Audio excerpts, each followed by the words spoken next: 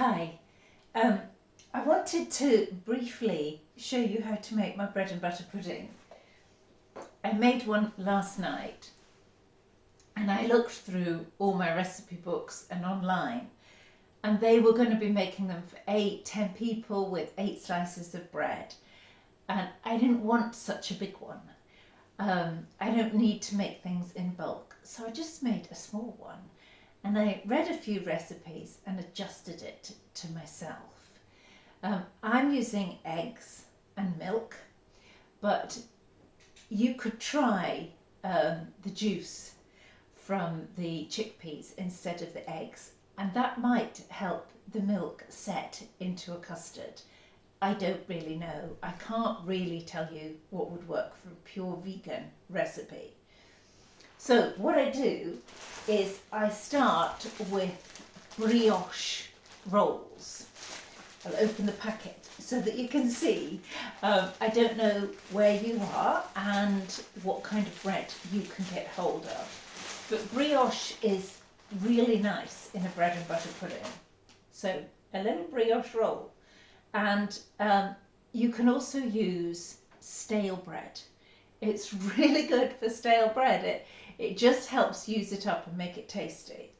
So I slice the brioche in 2 down its length, and then I cut it 2 into 3 pieces. So you end up with 6 pieces. And I used 2.5 of these brioche rolls. Each piece I spread with butter and marmalade, and I placed them in a pie dish. That is the last of last night's bread and butter pudding, so it went very, very fast. So I lay them in just 2 layers, and they've all been buttered and covered in marmalade. Now, sometimes I make my own marmalade, but I just bought a shop-bought extra thick marmalade. You can use lemon and lime. You can use whatever kind of marmalade you like. And then I sprinkle a little bit of sugar on top.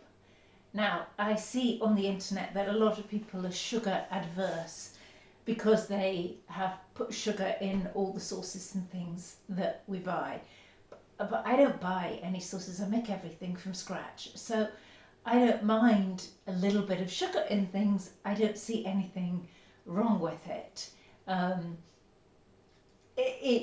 I'm not getting extra sugar that I don't want from other products. So I put some sugar in to make it that little extra bit sweeter and palatable, because otherwise it's just not, it's not a nice pudding really without a little bit of sugar. So I just sprinkle some sugar over the bread. Then I have a 1 pint jug, and I crack 2 eggs into the jug, and then I fill it up to the pint mark with milk, and I beat it all together with a fork.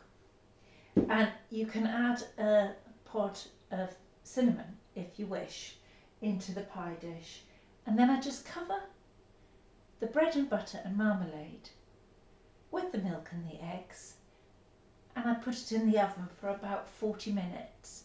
I just check it and see. I'm not really good with timings, but about 40 minutes, and a sort of average temperature of about 180 centigrade. And in 40 minutes, it's done. And it's simple, simple, simple. It's just spreading bread and butter and beating an egg and milk. And you have this food that is memory food. And I love memory food that really connects me to my childhood. Oops. I think there's something beautiful about that at times when you feel just, a bit wintry, to come in and have this lovely feeling. Anyway, that's it. Bread and butter pudding, marmalade bread and butter pudding from Paddington Bear.